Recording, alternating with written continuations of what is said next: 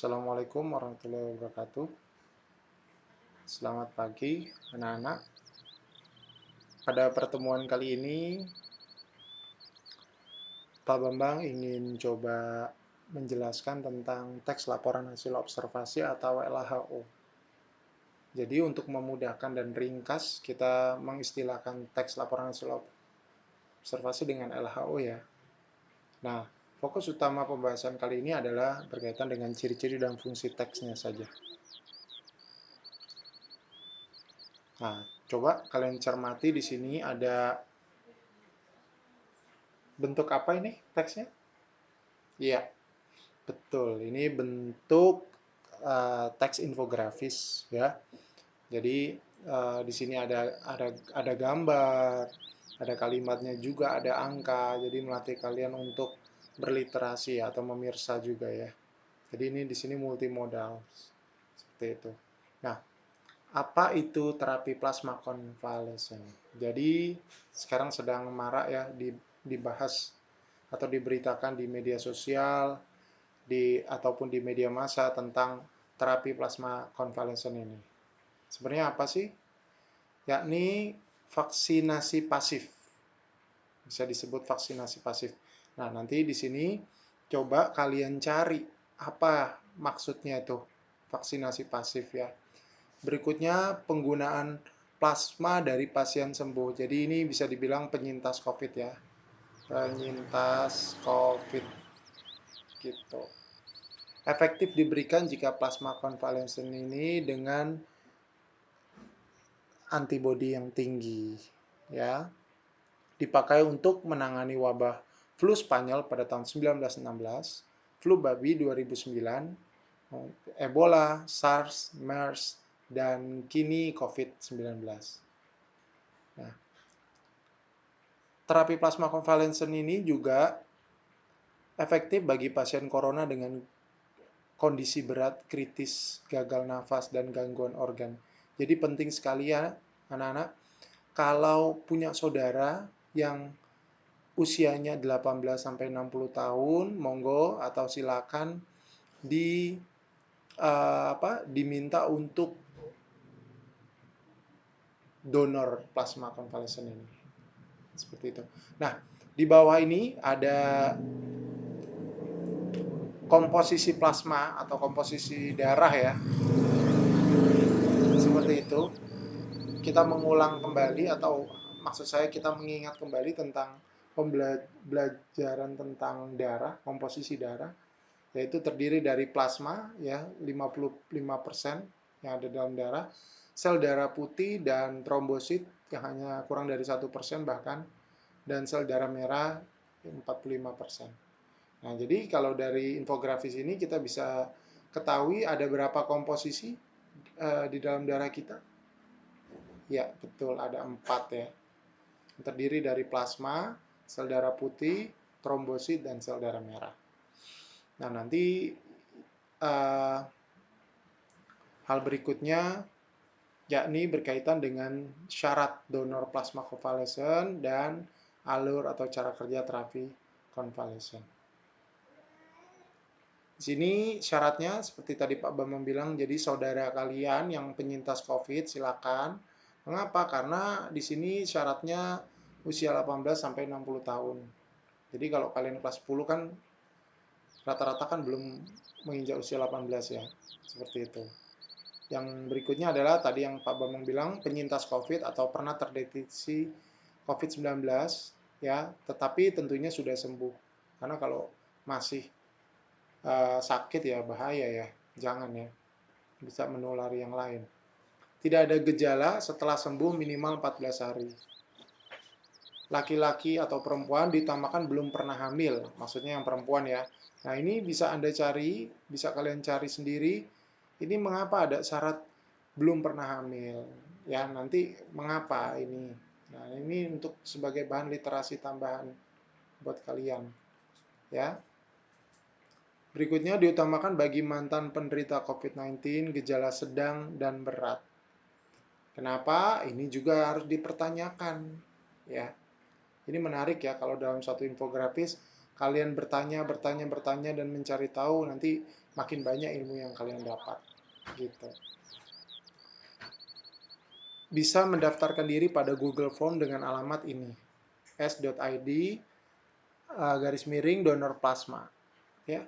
Berikutnya kita masuk kepada alur dan cara kerja terapi konvalesen ini. Nah, terapi plasma diambil dari mantan penyintas COVID yang sembuh pastinya ya. Berikutnya menggunakan metode plasma feresis ya, mengambil plasmanya saja dari sel darah merah saja. Berikutnya kadar darah merah diambil sekitar 400. Plasma pasien sembuh harus memiliki antibodi COVID yang cukup. Nah, ini juga nanti antibodi yang cukup itu angkanya berapa? Lagi-lagi kita harus literasi ya. Berikutnya pemberian plasma darah dilakukan 2 kali sehari pada pasien COVID-19. Ya. Menarik ya di sini ya. Jadi kita tahu apa itu terapi plasma konvalesen. Berikutnya, apa yang perlu diketahui dari teks infografis tadi? Ya. Yang pertama, coba kita jawab ya bersama-sama. Fakta apa saja yang ada pada teks tersebut? Jadi, kalau kalian perhatikan, saya tidak mungkin mundur ya, bahwa apa yang dimaksud dengan fakta atau opini dan seterusnya, tapi kita bisa mengamati atau mencermati di infografis ini banyak sekali fakta-fakta.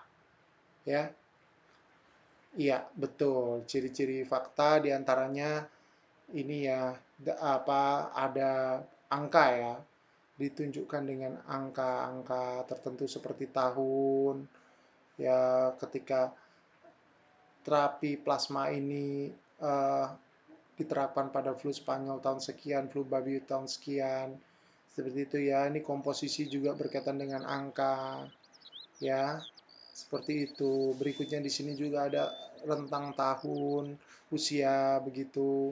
Nah, di sini juga ada sembuh minimal 14 hari dan seterusnya. Nah, ini juga angka juga. Nah, ini berkaitan dengan fakta-fakta. Tetapi tidak harus angka ya. Banyak hal yang juga merupakan fakta atau seperti general truth atau kebenaran umum. Itu juga merupakan fakta. Ya, nanti bisa kalian cari sendiri fakta-fakta apa saja yang lainnya. Berikutnya, tentu banyak ya. Dari mana penulis memperoleh fakta tersebut? Nah, dari mana? Ya, tentunya dari pengamatan ya, dari observasi. Ya, tentu juga dari sumber-sumber lain. Seperti di sini mungkin Anda tidak melihat di bawah ini ada sumber kecil sekali ya, sumber-sumber data gitu. Adakah sesuatu detail yang ada pada teks tersebut? Ada tidak sesuatu yang mendetail di dalam teks ini?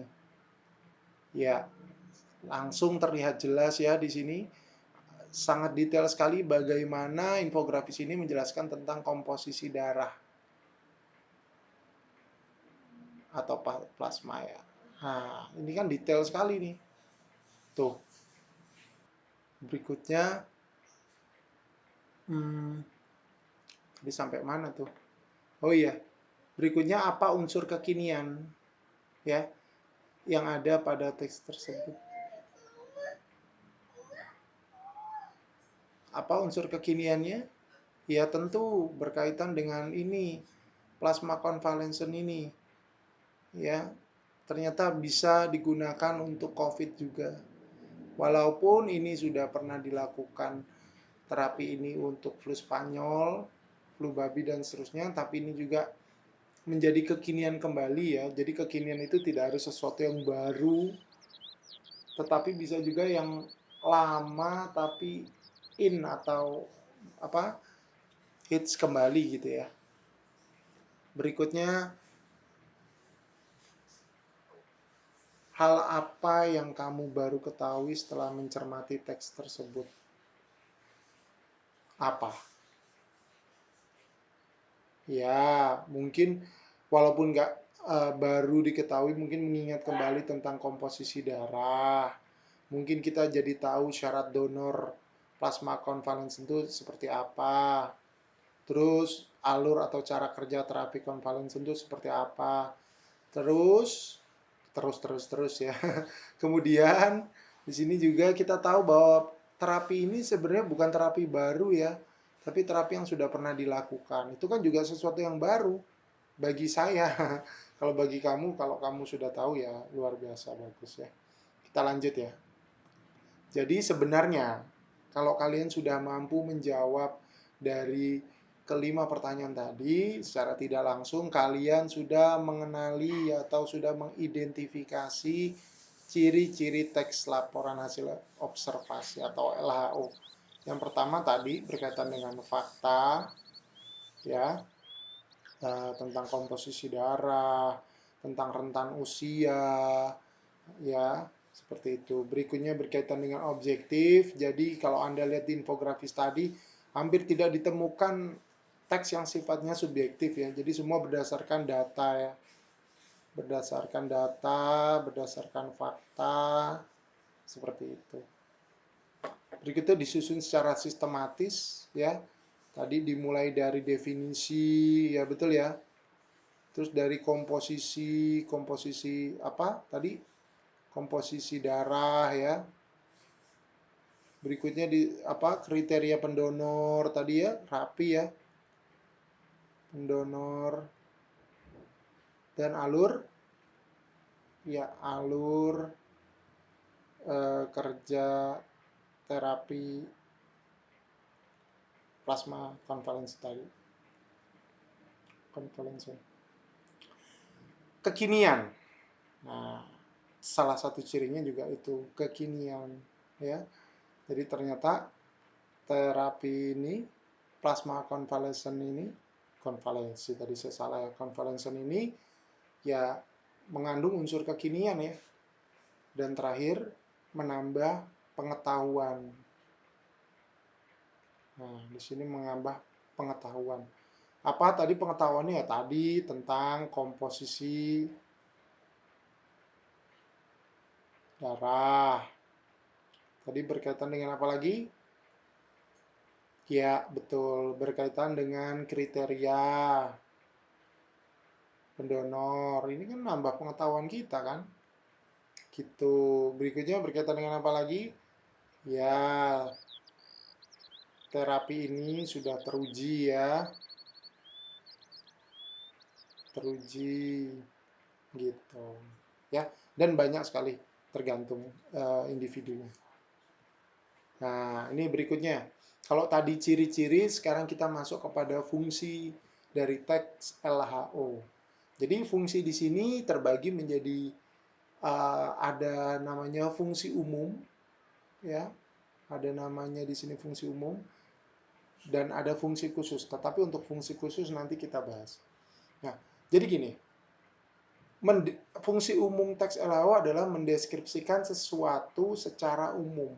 Nah, ini kan sesuatu kan masih umum ya. Menjelaskan yang umum secara umum, pusing ya. Jadi sesuatu itu kan bisa berupa apa? Fenomena. Sesuatu bisa juga berupa misalnya makhluk hidup ya. Makhluk hidup. Sesuatu juga bisa berupa benda. Ya, sesuatu bisa juga bentuk misalnya laporan perjalanan ya, atau ya penelitian gitu ya, dan seterusnya. Nah, ini fungsi umumnya adalah sebenarnya mendeskripsikan sesuatu secara umum. Nah, jadi nanti kalau di dalam soal, baik itu di dalam soal AKM, wah ini menarik ya. Jadi kita menyindir sedikit tentang AKM. Nanti kan ada asesmen kompetensi minimum. Kalau kalian kelas 10, itu namanya asesmen kelas. Jadi nanti kalau ada mengapa teks tersebut dibuat, apa tujuan dari teks tersebut, apa fungsi sosial dari teks tersebut, apa perhatian utama teks tersebut. Ini sebenarnya mengarah kepada fungsi dari teks LHO. Seperti itu ya. Kalau tadi yang berkaitan dengan teks terapi plasma konvalesen, apa kira-kira tujuan atau fungsi umumnya? Ya, jangan dijawab dulu, ditahan, nanti kita bahas bersama. Berikutnya, nah kalau tadi ada fungsi umum, sekarang ada yang namanya fungsi khusus. Fungsi khusus dari teks LHO di sini ya tergantung objek yang dibahas. Nah, apakah fenomena, apakah makhluk hidup atau benda tertentu tadi, atau tambahkan penelitian mungkin ya, gitu. Jadi kalau tadi fungsi umumnya dideskripsikan secara umum, maka fungsi khusus di sini bergantung objeknya. Yang pertama berkaitan dengan fenomena, misalnya ada banjir. Maaf, bentar ya. Sini ada banjir, misal, ya. Terus ada apa, gempa bumi gitu ya. Atau fenomena misalnya ya ini pandemi juga termasuk. Nah, ini itu jadinya fungsi khususnya agar orang mengetahui fenomena tertentu ya seperti pandemi ini ya, agar orang mengetahui bagaimana mengatasi fenomena tersebut. Terbukti kalau orang tahu pasti dia akan, manusia tuh secara naluri akan cari tahu cara mengatasi. Nah, makanya muncul yang namanya tadi tentang terapi plasma konvalesen dan ada vaksinasi juga untuk ini mengatasi pandemi ini. Ya, salah satu caranya itu. Nah, memperingatkan orang akan bahaya fenomena tertentu, fenomena COVID-19. Nah, itu kan agar orang uh, aware atau peduli ya, atau mengetahui bahaya kan fenomena tersebut. Nah, kalau berkaitan dengan makhluk hidup, ya menggambarkan kehidupan makhluk hidup tersebut. Saya belum memberikan contoh untuk teks LHO yang objeknya makhluk hidup ya, menyoroti sesuatu yang spesial dari makhluk tersebut gitu. Misalnya kalau lagi mau bahas tentang platypus, spesial dari platypus itu apa sih gitu. Jadi platypus itu kalau tidak salah dia bertelur deh, padahal dia mamalia. Nah itu kan spesial ya, kayak gitu. Agar manusia peduli pada makhluk tersebut, ini juga salah satu tujuannya. Jadi, berikutnya agar manusia mau melindunginya, ini juga tujuan atau fungsi khusus dari teks LHO jika objeknya makhluk hidup. Menginformasikan penurunan populasi, mungkin jika objeknya adalah hewan-hewan yang langka, ini bagus untuk dijadikan fungsi ya. Agar tahu bagaimana cara memperlakukan mereka, ini juga penting ya, gitu. Dan terakhir adalah agar mengetahui keunikan dari hewan tersebut atau bahkan tumbuhan tersebut seperti kantung semar. Ini kan juga unik ya, karnivora ya, bisa nangkap serangga dia. Berikutnya berkaitan dengan benda. Nah, untuk berkaitan dengan benda atau objeknya benda, coba kalian cari contoh teksnya. Jadi kalian tuh sebenarnya tinggal browsing aja, cari contoh teksnya. Berikutnya, nah yang ini baru kalian ini agak mikir ya. Kalian tentukan tujuan penulisnya. Jadi penulisnya tulis itu tuh tujuannya untuk apa. Kalau makhluk ini kan sudah saya jelaskan beberapa contoh. Fenomena juga sama. Nah, kalau untuk benda, kira-kira tujuan penulisnya tuh apa? Ya, itu atau fungsi khususnya. Bisa dipahami ya? Kita lanjut. Nah, adakah fungsi lain dari teks LHO? Seperti yang tadi Pak Bambang tambahkan bahwa mungkin LHO juga bisa dalam bentuk laporan penelitian lab. Nah, tadi kan untuk plasma konvalesen itu kan ini ya, berdasarkan penelitian lab ya. Karena apa kalau nanti ada muncul pertanyaan kan observasi Pak, LHO kan laporan hasil observasi. Nah, terus kalau nggak kelihatan gimana? Apakah itu bisa masuk ke objek LHO? Bisa jawabannya. Ya kan bisa diilustrasikan seperti tadi, plasma-plasma tadi.